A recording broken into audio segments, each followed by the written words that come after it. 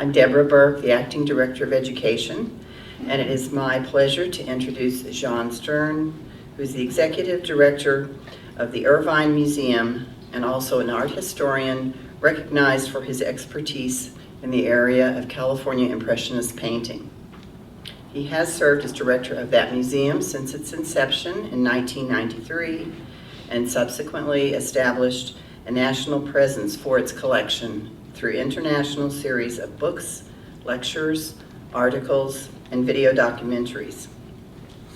Stern's essays have appeared in many publications, including the Plein Air Painters of California series, Guy Rose, American Impressionist, Franz A. Bischoff, The Life and Art of an American Master, California Light, 100 Years of the California Art Club, and Art of the National Parks.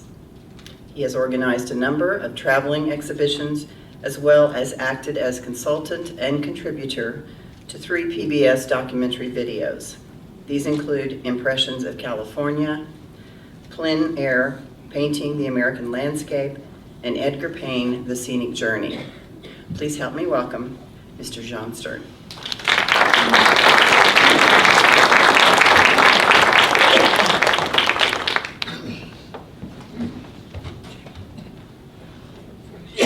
Thank you very much. I am delighted to be here at the Gilcrease Museum. The Gilcrease, as all of you already know, is a nationally ranked museum of American art, and to have our collection shown here is a very high honor. So thank you for coming. We are delightful to be in this museum. I'm going to talk today a little bit about California Impressionism. And if there are any questions afterwards, I'd be happy to take them. What you're seeing on the screen are various ways to carry paint outside of a studio. Part of Impressionism, French Impressionism and subsequently American Impressionism and California Impressionism, part of that is to paint outdoors. And there's a term for that, which is simply the French term en plein air, which means outdoors. And people ask, well, why don't you just say outdoors? And it's because if you say it in French, it sounds more important. So, and since I am French, my name is Jean. I was born in Casablanca, Morocco, and my first language is French. And I have 2 passports, one from France and one from the United States. So whenever I can, I use French to show off. But for hundreds of years, artists were painting in studios. They would paint from pose models with either a big light, a big window facing north, so the light is constant throughout the day, or using artificial lights when those came into existence. And they would paint in a studio and do large paintings and small paintings, and everything worked fine. But if they try to take the paint outside, to paint directly outdoors, they found that the paint dried up and got hard. In the studio, in fact, they had little stoves or stove tops where they kept the paint warm, at simmer, and they stirred it constantly to keep it from hardening. And the trick was, how do you get that paint outside without having it drying up within a couple of hours? Well, one of the first things they did was use these little bags here, which are very small. They're about the size of a small tennis ball, and they were made from pig's bladders. Apparently that's part of the pig that wasn't easily consumed. But the artist would take the paint and put it in there and then seal it really tight so that it never got contact with air. But then they had to puncture it when they started painting, and once they punctured it, the paint started to dry. So another thing they tried are these hypodermic needle-looking things, these syringes, again, to keep the air out. But the paint stuck to the glass and didn't work out. Finally, in 1841, an American painter named John Rand invented the collapsible paint tube, which is what they use today. And it worked real well because you took the cap off, you squeezed the tube, hopefully from the bottom, and you capped it up again so you keep the air out. So armed with that, artists began to go outside and paint. And eventually, a group of artists that we now call the Impressionists organized and began painting these very beautiful and bright, vivid colors outside. On this side, we have a painting by William Bouguereau, who is not an Impressionist, and was, in his days, in the 1850s and 60s, the most famous artist in Europe. And he was a fantastic artist, painted what we would call photographically, very, very tight. This is a large painting where the figures are life-size, and this is done in a studio. You can see there's multiple light sources, almost stage lighting, and the colors are kind of soft and dull, and the shadows are dark brown. For hundreds and hundreds of years, the thought of painting light was easy, but painting the absence of light, you just darkened it up. And then artists eventually got outside and said, you know, when I go under the shadow of a tree, it doesn't all get brown. There's color there. So the younger artists, the Impressionists, here represented by Claude Monet, realized that you could paint outside and you could paint bright colors and you could create a vivid effect of natural light by using colors in a revolutionary way, color theories that allowed you to have these bright colors. And they, instead of setting up the easel out in the studio, as Bouguereau would do with his posed models, they just went to the park or to some place where people congregated, set up their easel, and painted without, telling people, hold it, So these are posed models. These are people just doing ordinary things. And when you look at a French Impressionist painting, and it's a street scene with people, there are people going into the composition, people coming out, people with their backs to you. It's as if you took out your camera in the middle of a crowded park and just took a picture without saying, hey, everybody, look this way, I want to take your picture. So we have a very different philosophy here, from having a very important story told here. In this case, this is called The Return from the Harvest. And it is an inspirational painting that's meant to glorify the role of the farm people that go out and harvest, and how important that is to the economy of a country. So there's a very strong message here. But what these younger artists looked at, they would see this painting and they said, now, come on, these guys have been out in the field for 12 hours harvesting, potatoes or something, and they come back and they're perfectly clean, and they even took a naked baby with them, and some guy has a tambourine. So it had a glorification of an idealistic subject, which the younger artists, the Impressionists, decided this wasn't right. We want to just have people as they are. We want ordinary people doing ordinary things. So the idea of painting outdoors took hold, and in a painting from this academic style, which was, they're very beautiful paintings, you look at it very carefully, you cannot see brush strokes, because as they work, they smooth their painting down. And the closer you get to it, the more detail you see. There's a donkey's eye here that has a gorgeous little glint to it. There's eyelashes on the baby. Very, very wonderful work, but they had a different meaning than what these younger artists wanted. They wanted to paint everyday life, and their subject matter was actually workers on Sunday, their one and only day off. And they figured it was a kind of a art for the people, or democracy in art, that the ordinary people, the workers that work 5 days, 6 days a week, on Sunday when they go to relax, they become the subject of these paintings. So when you see French paintings, Impressionist paintings, like Georges Seurat's big painting, Sunday in the Park, on La Grande Jatte, those are workers that are just relaxing. So with the idea of painting everyday life, Impressionism took hold first in France.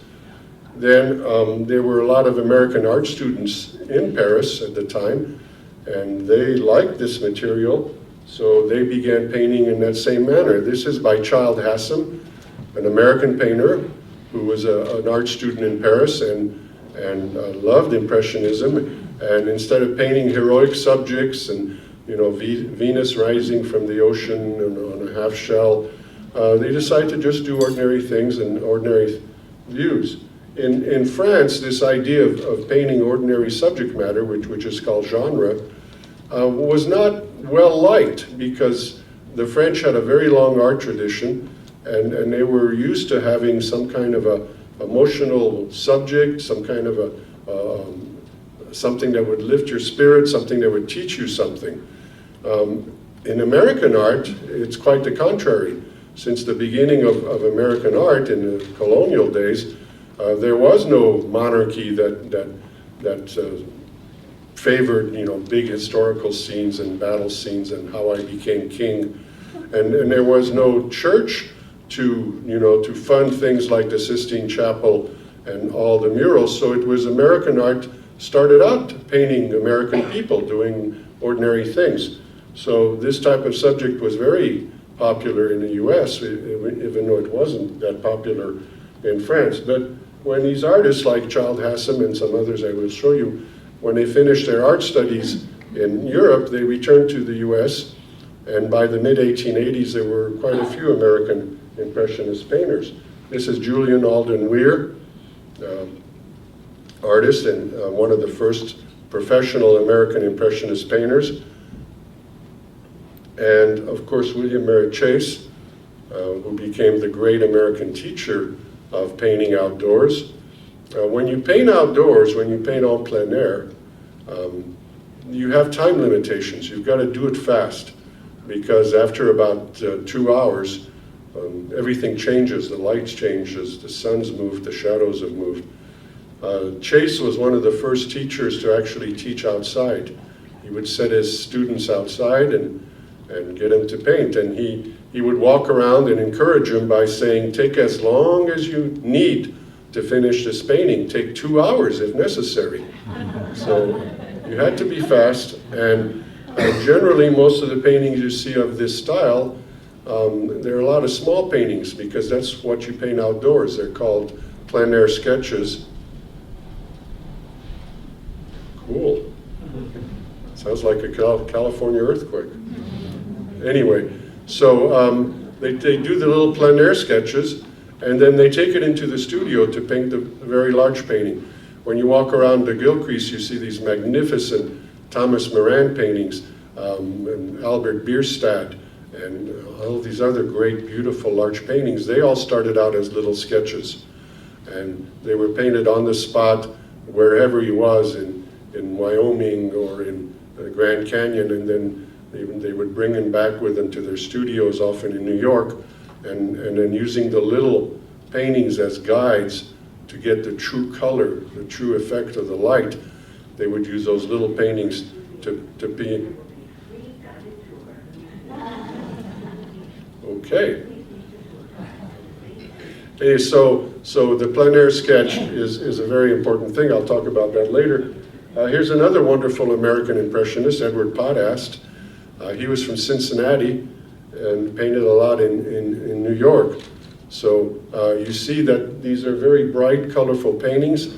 They have that immediacy of the moment of light because they are painted very quickly, and they usually show people doing ordinary things. And then it starts spreading west. And this is a Frederick Remington. Remington studied and painted in the West, but he did most of his large paintings back in New Rochelle, in New York. But you see, this is Impressionism coming to the West.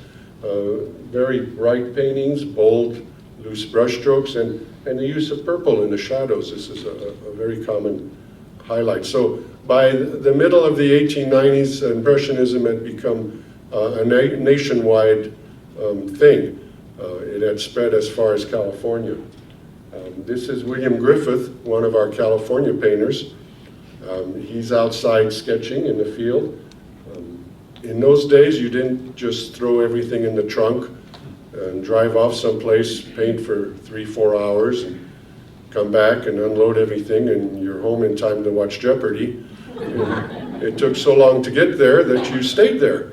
So you see the wagon, the horse is out grazing somewhere, there's a tent, but more importantly, there's a collapsible easel, there's a collapsible table, a collapsible chair. If you looked inside, there'd be a collapsible cot, probably a leather collapsible bathtub. These guys, they would stay there for several days, sometimes several weeks, and paint. This is still the way it's done today. Artists go out. Yeah, these guys could take pictures with their cameras and then go back and paint, but it wouldn't work. The camera can't really catch the proper color effect, the light effect. So these are artists that are members of the California Art Club, but this is done all over the country. Artists are very, very dedicated when it comes to painting like this. I didn't say they were very smart, I said they were very dedicated. And they'll go out there and do it. Now what they're carrying is those collapsible easels.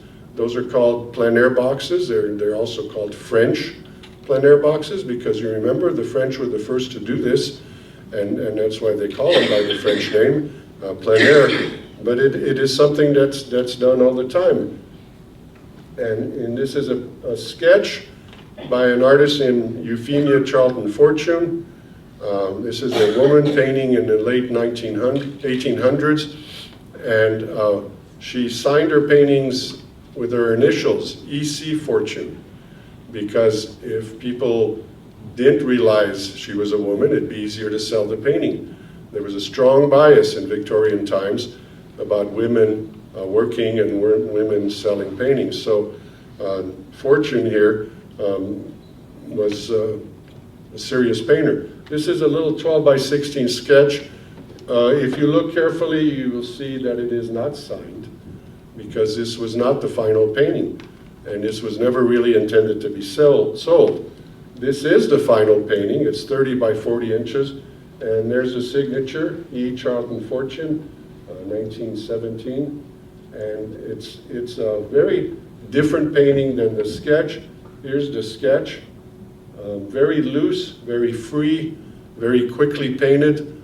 This is a type of painting where you really don't think about it a lot. You just paint what you see as fast as you can. Then when you get in the studio, you develop it. There are people there. There are things that don't show up in the sketch. And it's much more thought out, much more deliberate painting than the sketch. So this is how this type of painting works. You do the sketch outside, and then you capture that beautiful, bright, natural color. And if you do it properly, the final work, which is done in the studio, because the final work could take several days or weeks to do, it has the same feeling as the sketch. So I'm going to start alphabetically with some of the artists that are in the exhibition and talk about them briefly. This is Franz Bischoff with his family. Bischoff was born in Bohemia, which is now part of the Czech Republic. It was part of Austria at the time in 1864. And he was trained as a china painter. And this is one of his china plates. And in china painting, you really don't use the same paint in oil painting. It's completely different. You use, in effect, ground up minerals that are mixed with ground up glass, and you apply it onto a blank bisque, a piece of porcelain that's been fired once but has no color or decoration on it. Artists that paint this way can buy lots and lots of these blanks, and they're made by a number of manufacturers. And then they paint on there with their special china painting colors, which actually don't develop until they're fired. So if you see one of these before it's fired, it'll look some color, but a lot of grays, a lot of dull colors. And then when it's fired at the proper temperature for the proper period of time, the colors come out. So it's very difficult to paint this way. And plus, when you see a beautiful final work like this little plate, it's 9 inches across, there's 3 or 4 levels of firing, because the paints are actually glazes. They're transparent layers of colored glass, and you develop colors by putting one on top of the other. And by properly planning, you're painting from the bottom up, and you end up with 3 or 4 layers, and then the true color of the rose and the way it softly fades into another color, all that is very, very delicate, and it's all done by several layers of filing. So this is what he did for many, many years, and then he came to California and began painting beautiful still lifes like this, and also began painting landscapes, outdoor paintings. So this is one of a series of paintings that he did of the various seasons in Pasadena, in the Arroyo Seco. This is summer, and there's also several paintings of summer, several of fall, several of spring and winter. And these are done about 1912, 1913. And then he also did a series of works in Los Angeles Harbor. Again, this is a very typical impressionist subject, with the big exception is it's not really an urban scene, and there are not a lot of people in it, if any. In California, Impressionism doesn't so much deal with the city and with people as it does back east and in Europe. It deals a lot with the landscape and with the natural light. This is an exception to the rule. There's a Jessie Bobkey. She was a wonderful painter in Chicago and then later came to California. She's an Art Deco painter, and she does everything in the opposite thing that I told you about Impressionism. She does not, she does little sketches outside, but she goes into the studio and she does these extremely detailed painting with very elegant birds and flowers, exotic subjects, lots and lots of tiny little lines and gorgeous detail, and then she puts in gold leaf or silver leaf. How many of you have seen that movie, The Woman in Gold, Gustav Klimt? Well, this is that type of work where they want to dazzle your eye with all sorts of detail. This painting is in the exhibit. It's a fantastic painting of some birds. She loved to study at the San Diego Zoo. She would do a lot of sketching there, and then she lived in Ventura County, which is a farm community outside of Los Angeles, and she had her own aviary and kept a lot of different types of birds. She also did these fantastic underwater scenes, in this case with a combination of gold leaf and silver leaf, but you look for this very elegant form, beautiful detail, and rhythmic lines that tie things together. Not at all like the Impressionists, but she's great. And this is a very large painting, 46 by 64 inches. I had the occasion to sit with the owner of this painting, and we looked at it and we started counting the different flowers, and we gave up after 50. So, and then every little feather in the tail of the peacock is a little line. They're remarkable. But again, they're not Impressionists. So why do we have her? Well, she's a good painter. She was part of the group. They exhibited together, they painted together, and it's just wonderful art. George Brandreth was an Easterner that came to the University of Southern California to study dentistry, and he got his degree and opened up a practice near Palm Springs, and after a couple years decided he'd rather be an artist. So we all make mistakes, but he began training with a couple of artists in Laguna Beach and gave up his dentistry altogether and became a fantastic artist. This is the way Laguna Beach, the city of Laguna, looked about 1925, and he is showing us the building, the new church. The city is growing, and these little shacks, the beach shacks and the unpaved streets are disappearing in favor of a more modern, a more solid, permanent structure. So he is kind of recording the change from the little quaint little artist colony to some city. This is a painting of a small painting that was done on Cannery Row. Newport Beach today is one of the most expensive real estates around, but back in the 20s when this was painted, it was a fishing village, and it had lots of canneries, and nobody lived there because the smell from the canneries was horrendous. Well, eventually they fished out the sardines, and the canneries began to make way, and more people began to move there, and it became what it is today. This is Benjamin Brown. Here you see a plein air painter at work. Everything is foldable. This is the French system of painting. You open the box, and the top of the lid is the easel. In the box, there's the palette. Below the palette, you pick it up. There's all the paint tubes and all the paint brushes. And the whole thing is easy setup and easy take down, because when you're outdoors, you're going to be moving around, you're going to be painting. So you want everything to be collapsible. Benjamin Brown is the first professional Impressionist trained artist to come to Los Angeles, arriving in Pasadena in 1895. And this is one of his little sketches. It's a small painting. It's probably about 10 by 12 inches. And it's very, very quickly painted. But it's also one of these remarkable paintings when you see this type of work where there's one bright color on top of another, an opposite color like the reds and the greens and the purples and the yellows. This is very difficult to do because you can't go back and fix it if you make a mistake. If you go back and fix it, it mixes with the color underneath, and you get a real dull purple-brown color, which we generally call mud. Mud is the easiest color to mix. Any three colors will do.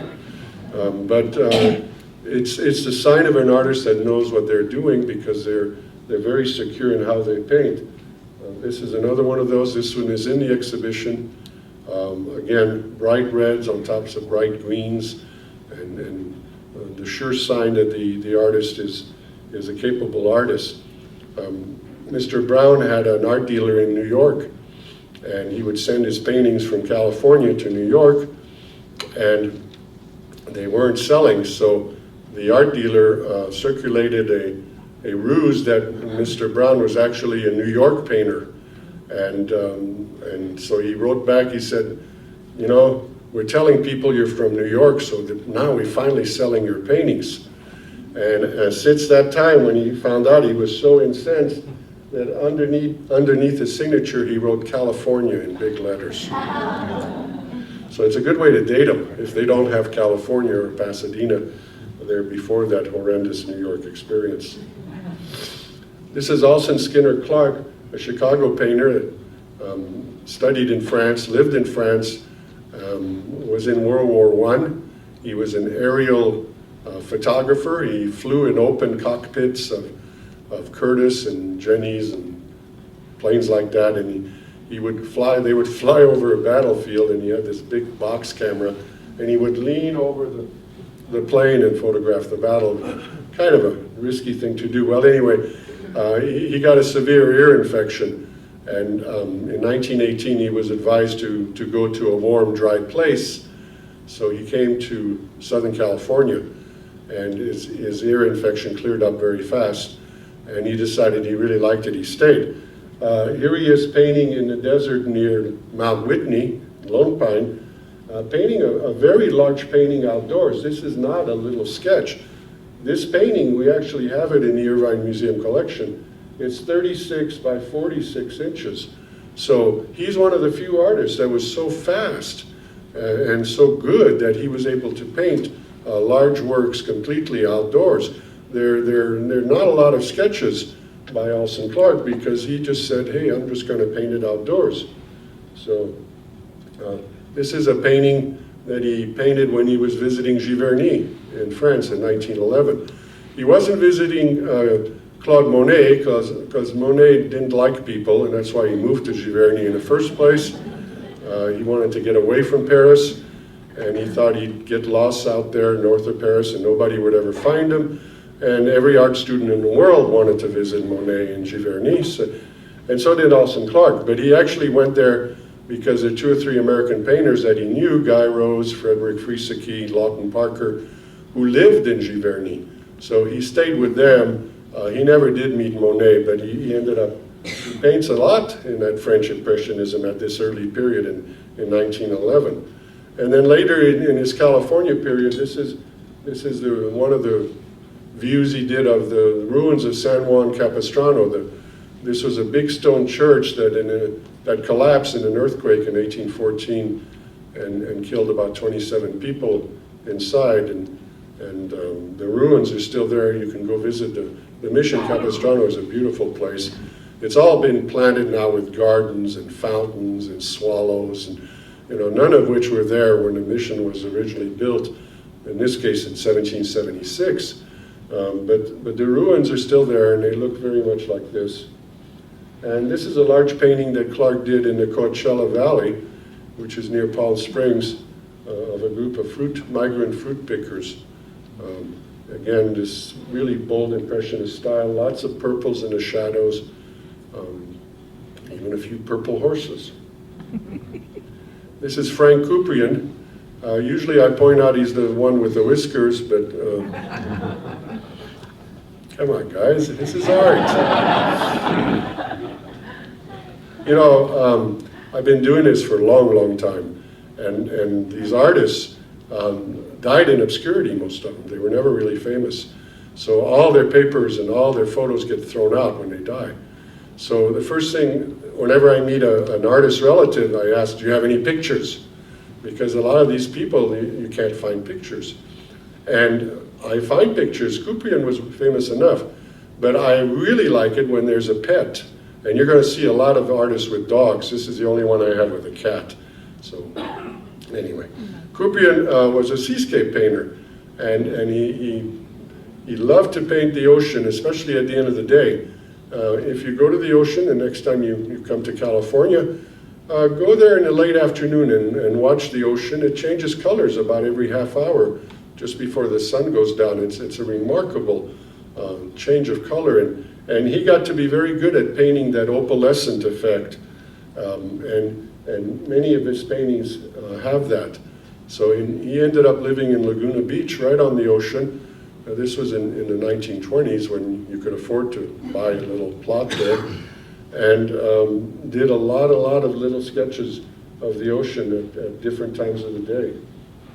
This is John Frost. He's the son of Arthur B. Frost, who was a famous American illustrator.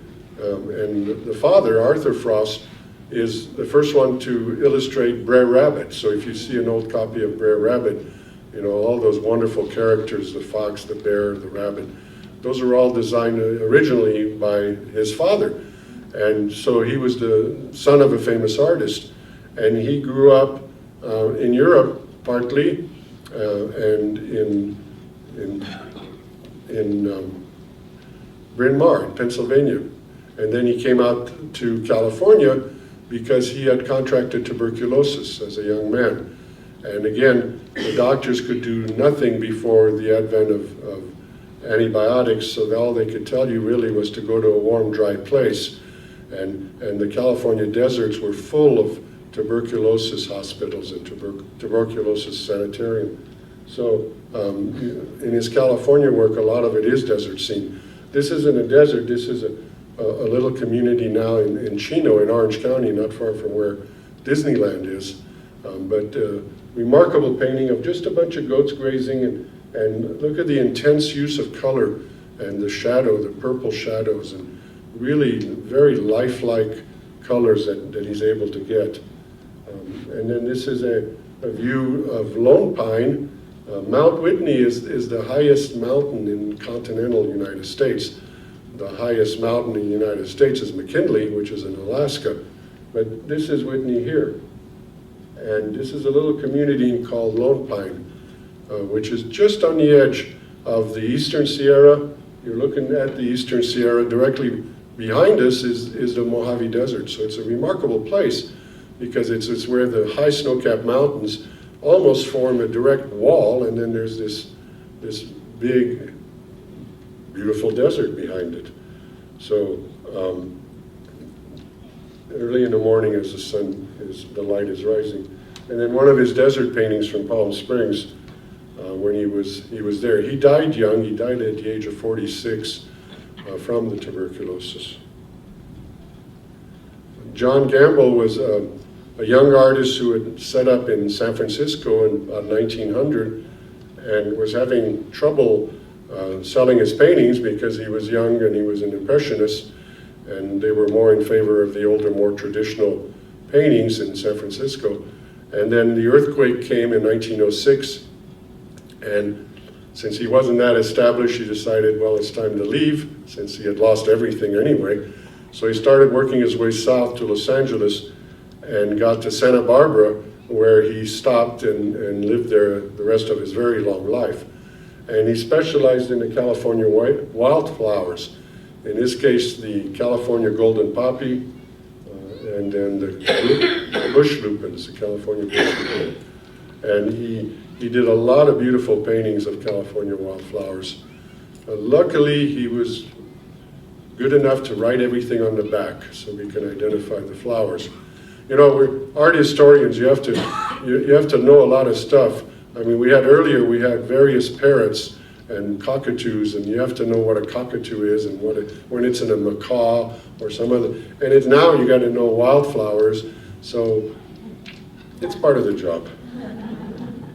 Sam Hyde Harris was an illustrator and had a long career working at the Los Angeles train station, the Southern Pacific train station. He was their poster maker.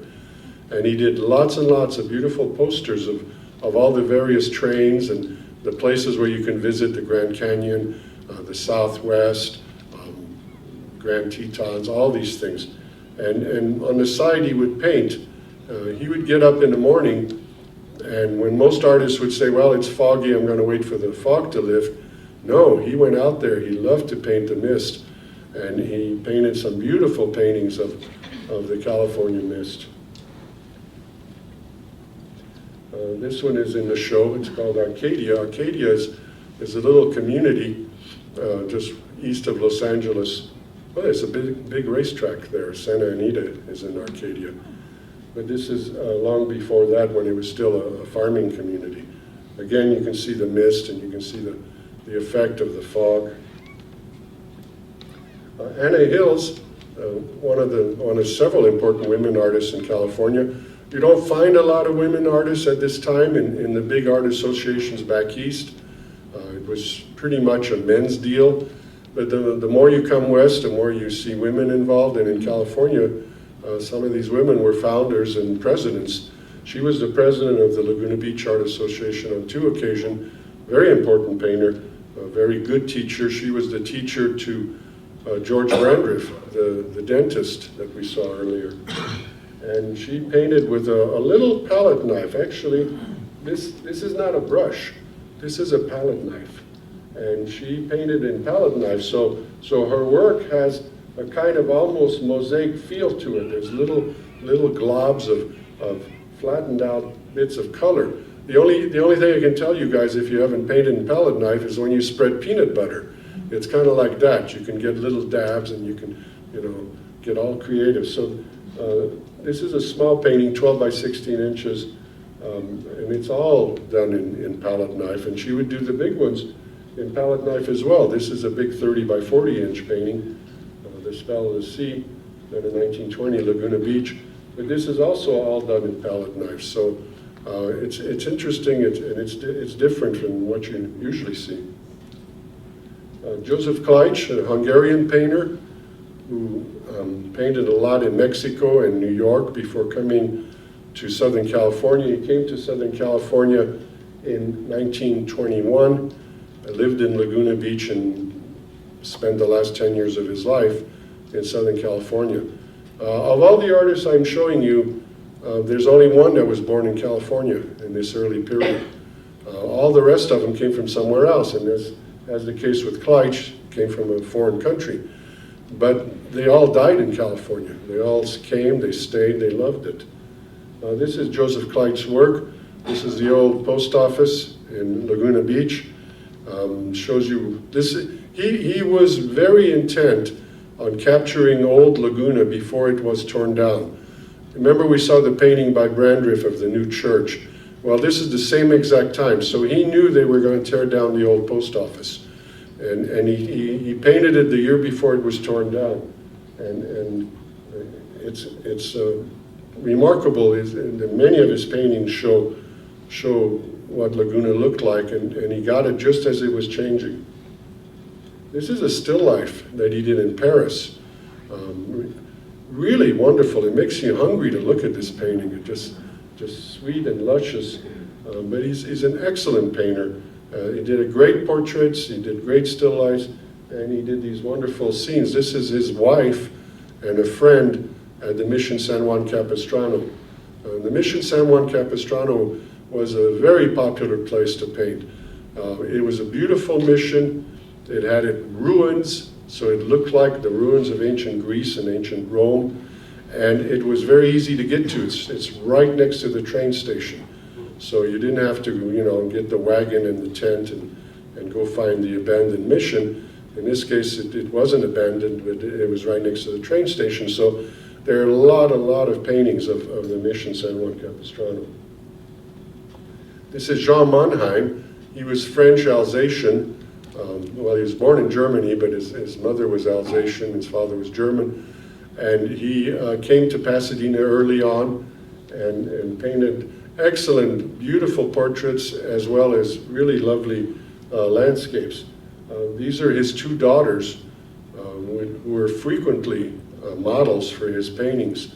And he painted this very elegant classical style. He learned how to paint the classical way, but he also became an impressionist, and you can see a mixture of that in his painting because the hands, the face, very classical looking, but the rest of it is very dissolved forms, bright colors, very impressionist.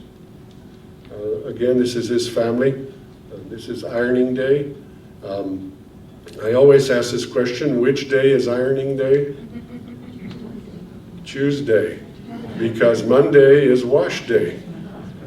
That's the way it works, guys. So this is ironing day, and it's done in Southern California, and beautiful example of just, again, everyday life as being the subject for painting. And then this wonderful landscape, which is in the show. It's actually his house in Pasadena. With the light filtering through early in the morning through the haze. Okay, now we can get to Edgar Payne. How many of you saw the Edgar Payne show here a couple years ago? Oh, good. That was a great show. And this is Edgar. He was born in Missouri and lived in Chicago and learned to paint essentially on his own, and came to California in the early 1900s and eventually settled in California, in Los Angeles. And in this photograph, he's in Paris in 1922, painting a painting of Mont Blanc, and he's doing it from the little sketch. So this is 62 by 62 inches. This painting is in the LA County Museum. Behind it is a painting of the Matterhorn, which I'm going to show you later. But you see, there's the artist working on a large painting and using the little sketches as the guide. He is famous for his painting of the Sierra Nevada mountains. This painting is here in the show. It's one of the lakes up in the Sierra, and it's an early morning scene with the haze and the high altitude atmosphere. It's a very large painting. It's 55 inches square. And then here's the Matterhorn, which is also a very large painting.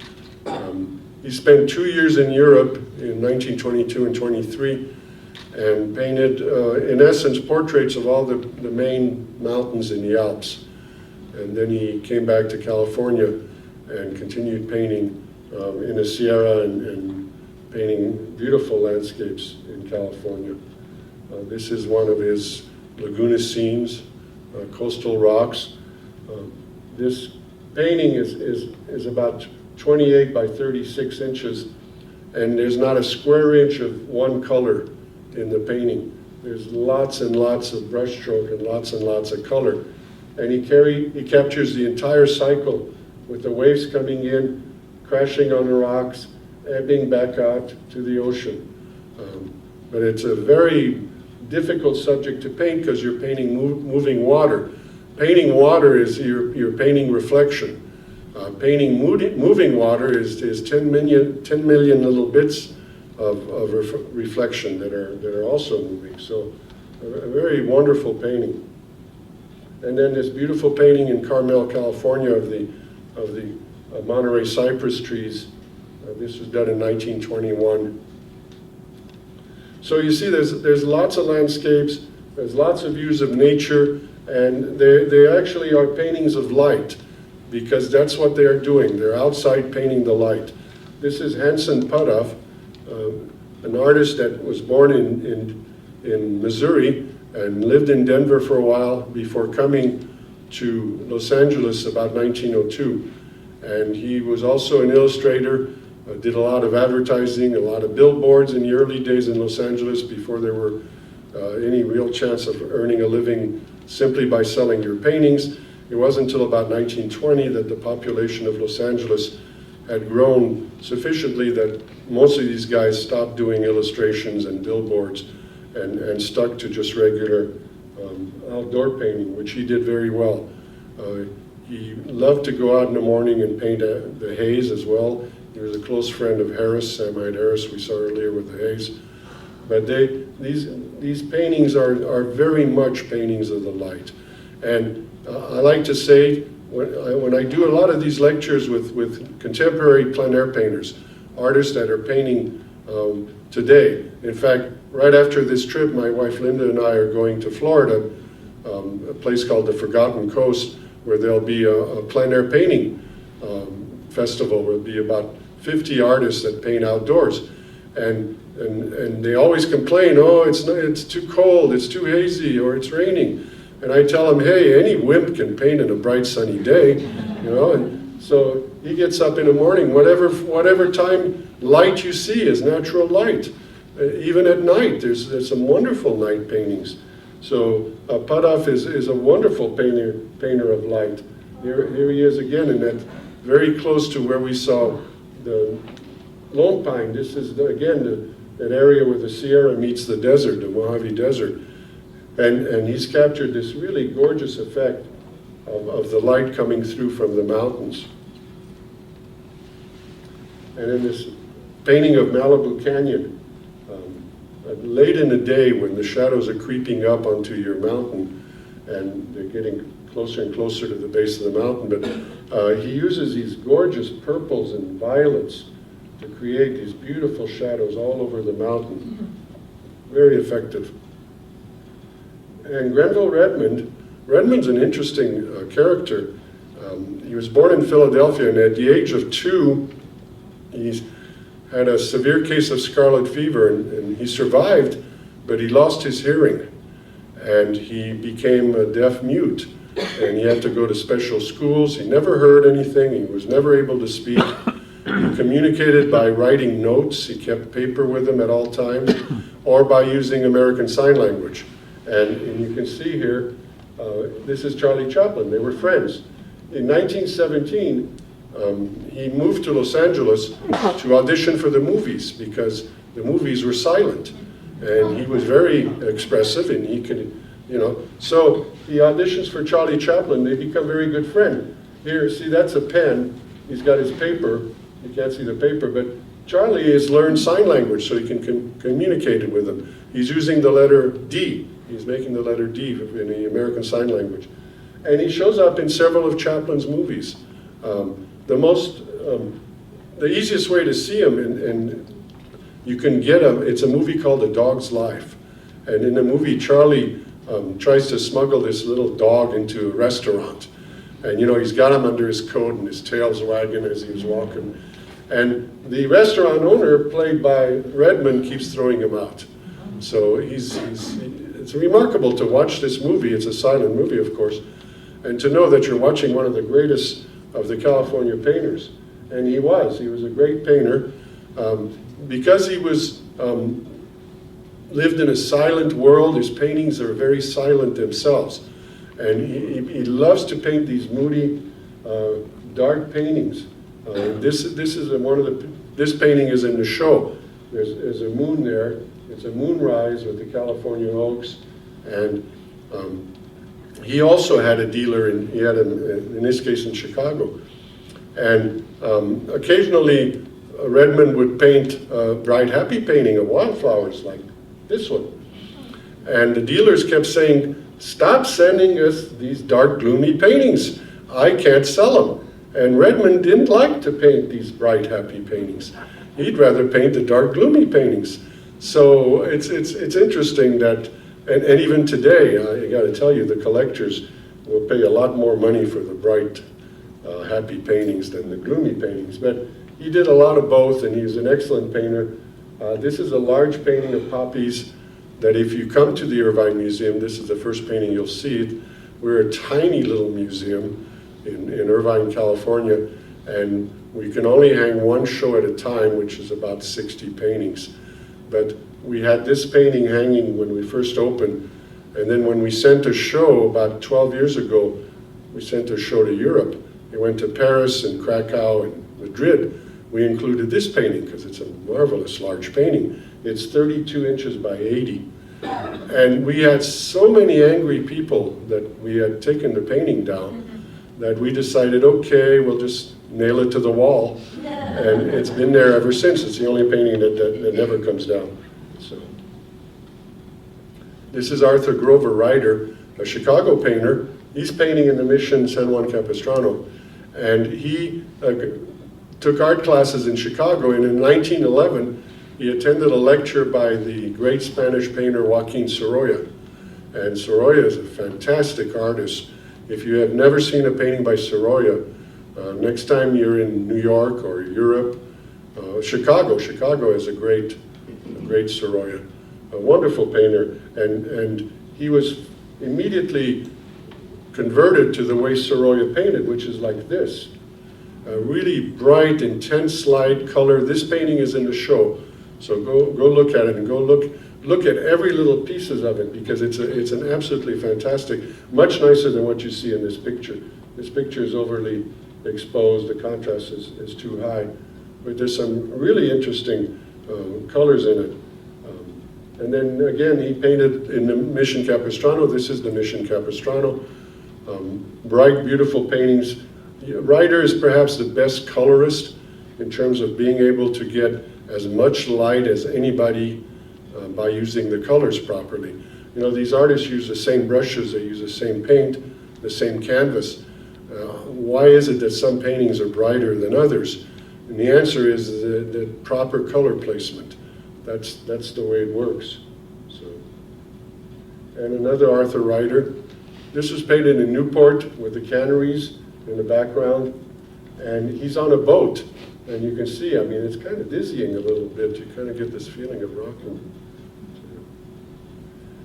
William Ritchell loved to paint the ocean. I do not recommend that you do this kind of stuff, that you get right down there on the rocks with the waves crashing, but he really loved it, and he painted some wonderful views of Carmel and Monterey. These are the famous Monterey cypress trees, and it's called the Fallen Comrade because there's a fallen one here. They spend their whole life fighting the winds from the ocean. So they're always lean in one direction. They're just wind-blown, perfectly wind-blown trees. And then eventually the wind wins. So this is one of his paintings where he's right down there on the rocks. This is a large painting. This is a 50 by 60 inch painting. And again, he's right, he probably got real wet painting this one.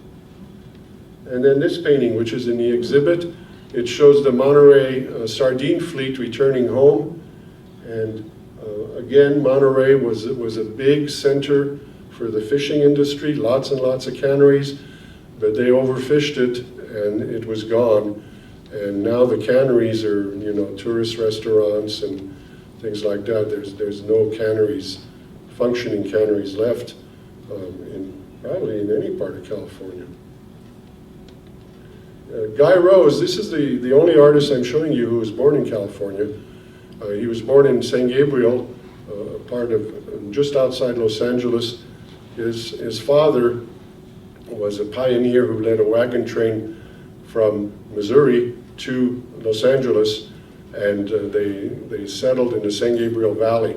And Rose grew up in the San Gabriel Valley, and he went to art school in San Francisco, and then he went to Giverny and lived in France for many years, and returned to California in his later years in Pasadena. This is one of his Giverny paintings. He is the closest in terms of style to the French Impressionists, and you can see this is very much something that Monet would have painted, a bridge, the old bridge in Giverny. But he was also a classical trained artist. He could do the face, the hands. So you have a combination here of the classical portrait figure painter with a big Impressionist painting. This is called the Green Parasol. Then this is the La Réponse Difficile, which means the difficult reply. She's gotten a letter and she doesn't know how to respond to it. It could be a Dear Jane letter, I don't know. But she's wearing the typical French Impressionist garment of choice for a beautiful woman, which is a kimono. And there's lots of beautiful light and beautiful windows and detail. Remarkable artists, and clearly the best in terms of pure French Impressionism of the California group. This painting is in the show. It's one that he did upon his return after his French period. He came back to Pasadena. They spent some time in painting in Laguna Beach about 1916. And okay. This is Donna Schuster. She was born in Milwaukee, and she learned to paint in Boston, and then took classes in New York with William Merritt Chase, and then came to California. This is one of her paintings that she did when she was painting with William Chase, and has a lot of that American Impressionist feel to it. And then this painting is there at the show. This is a little bit later, this is 1917. She was painting with an artist named Stanton McDonald Wright, who is a very vivid colorist. And you see a lot of very strong color harmonies when you look at the painting. There's oranges next to purples, and these really strong colors that are part of the way she painted at this period. And then later yet, a still life with really intense colors. Schuster, like most of the women in this period in California, were the groundbreakers. They went beyond. There's two reasons for that. One is they were more experimental than the men artists, and two, they found it hard to sell their paintings. So they weren't tied to a certain style that kept selling. They were free to experiment, and they were free to do whatever they wanted, whereas a lot of the men, once they hit a style that was popular, they were pretty well stuck, and they had to stay with it. And alphabetically, we're almost to the end. This is Elmer Wachtel with his dog Peggy. Elmer was the first professional painter in Los Angeles, but he was trained before Impressionism. So his paintings are of a style called tonalism, which relies on the earth tones. There tend to be lots and lots of tones of very few colors. So it's mostly greens and reds and golds, but lots of tones of greens and lots of tones of browns and golds. And it creates a very gentle, very poetic painting. Whereas the previous painting, this is a very hot painting. This is not gentle and poetic. This is not a tonal painting. This is a very brilliant Impressionist style painting. So there's a nice quiet tonalism that results from that. But as he kept painting and more younger artists came to Los Angeles, he lightened his palette. He never really got bright and brilliant like most of these Impressionists, but he did lighten his palette. This is a view looking towards Mount Baldy, which is visible clear day, whatever that is, in Los Angeles. You could see it in the distance. And then finally, alphabetically, it's William Wendt. I do not know the dog's name, but I know the dog's very important because he's going to bite him on the leg when the painting's finished, and he's going to say, "Don't paint anymore."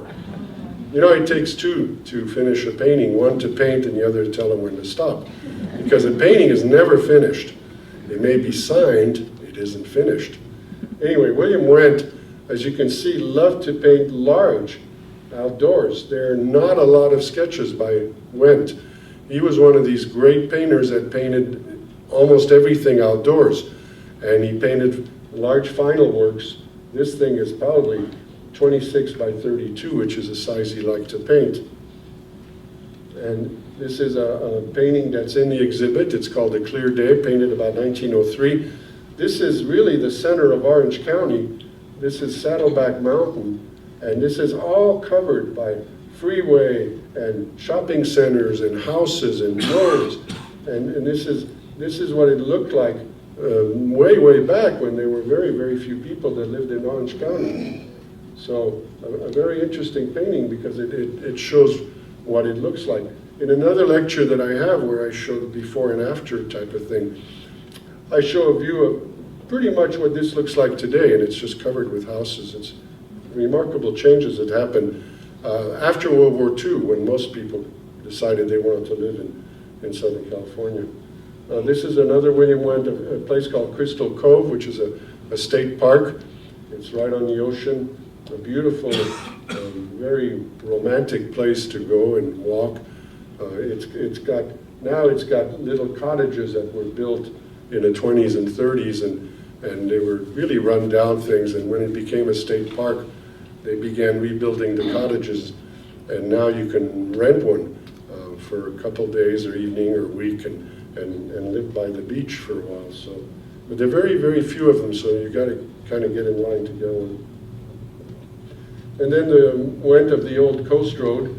This is what Laguna Beach looked like in 1916. This is the Coast Highway, which is unpaved at this time. And this is when you could have bought a beautiful piece of land here for about $300, but no more. It's some of the most valuable real estate in Orange County. This painting is 25 by 32 inches, sold last week at auction, and we didn't buy it. It sold for $1.5 million. So there's a lot of renewed interest in this material.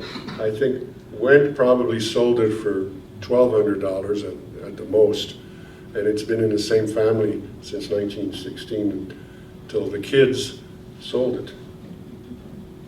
And then finally, a view of another Wendt, a later Wendt, 1928, of a place called Laguna Canyon. It's how you get to Laguna Beach along this road here, again unpaved, and then this is another road. But this pretty much still looks the way it is. It's all preserved land now. Anyway, thank you very much.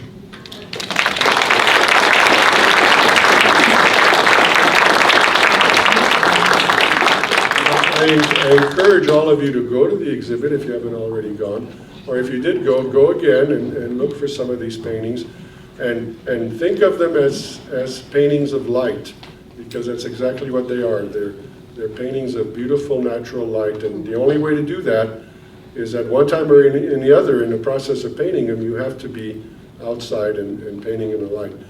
If anybody has any questions, I'd be happy to answer them. Can you say a word about Maurice Braun? Maurice Braun is a wonderful painter. He was a Hungarian artist that came to New York and was a professional painter for many years until photography kind of made it difficult to earn a living. And then he moved to San Diego in Southern California, the southern part of California, in 1909, and kind of became the great painter of that city of San Diego. And we have a painting in the exhibit done in 1917 of Yosemite. He had a lot of students in San Diego. He is the most popular and the most important painter of San Diego. And in 1915, when they had the Panama, California Exposition, a big fair that opened Balboa Park, which is their central park, he was the gold medal winner. He won the top prize there. There was, back there. I have a question. There was a great Joaquin Sorolla exhibit at the Meadows Museum at SMU last year. And also, was Maynard Dixon an Impressionist? Maynard Dixon was an Impressionist for a brief little time in his early years. And there are some paintings that show really very much, he was in effect a California Impressionist to be, but then he got into more modernism and became active with some of the more modern movements, the regionalist movement, and he's really much better known as a regionalist painter and a painter of a more modern style. So he's a remarkable artist, and he started out much like, as I said, these artists, but then he went on and became very famous for what he is. He is now a regionalist painter. Did a beautiful series called The Forgotten Man during the Depression, and then another series of labor agitation. This is very socially active, a very politically active artist. And then later he became a Western painter, moved to Tucson and moved to Utah, and did beautiful desert scenes and some, cowboy herding cattle scenes. Were there any other very important Western painters of this of plein air during this period of time, say like further Utah, Colorado, Wyoming, Montana? Yes, there are regional schools of plein air painting. The Taos Society of Painters are exactly like our California painters in that they painted what they saw. They painted what they lived with. And they were outdoor painters. And then Taos became a center for more modernism in art as more and more artists like Georgia O'Keeffe and John Marin came. So Taos started out, in effect, almost the same thing as what we have, essentially artists that paint outdoors and they paint what they live with and they paint what they see all the time. And you get the same happening in there's a couple of wonderful painters in Alaska that paint this way. There's regional schools in the Hoosier School in Missouri, Indiana, and there's several regional schools, but the biggest one by far is the one in Southern California. But what about Wyoming, Montana, Utah? No, they didn't develop at this time. There are a lot of wonderful landscape painters today that live up there, and they're artists, like Carl Rungius that painted all through that area in the 30s and 40s. It's a type of painting that's based on a uniquely American approach, that you paint what you live with, you paint what you see, and it depends where you live. So I like to say to some of these young artists that are painting today, I tell them, if you don't see it, don't paint it. Don't go creating stuff out of thin air that you've never really witnessed. They don't listen to me, but I think it's a good idea, and that's what these artists did. Thank you. Yes, sir. I looked at some of these paintings, like the Saddleback, and there's nothing there, and I looked at the Coast Highway, and it's a dirt road. Where were they selling their paintings at? Well, most of these had dealers in Los Angeles. Stendhal Galleries was the principal dealer, and Stendhal sold all over the country. But they also had dealers in Chicago. Wendt had a dealer in Chicago. Clark had a dealer in Chicago. And they also had dealers in New York. So they rarely sold out of their studio. They were much too busy painting than to wait around for somebody to come by. But they did have art dealers. And as I say, the principal one in California was Stendhal, Earl Stendhal and the Stendhal Galleries in Los Angeles, who, by the way, was eventually morphed into a dealer of African and pre-Columbian art, and sold a lot of the pre-Columbian art you see in this museum to Thomas Gilcrease. There was a connection there. Yes, sir. To what degree did these artists know one another and influence one another? To a great degree. The California Art Club was founded in 1909, and all the artists I showed you were members of the California Art Club. And today it's still going after 106 years or something. There are a lot of artists that belong to the California Art Club that live all over the country, not just in California. So they did. It is a school. They did know each other. They did paint together. They did influence each other. Well, thank you very much, folks. Enjoy your visit to the Gilcrease.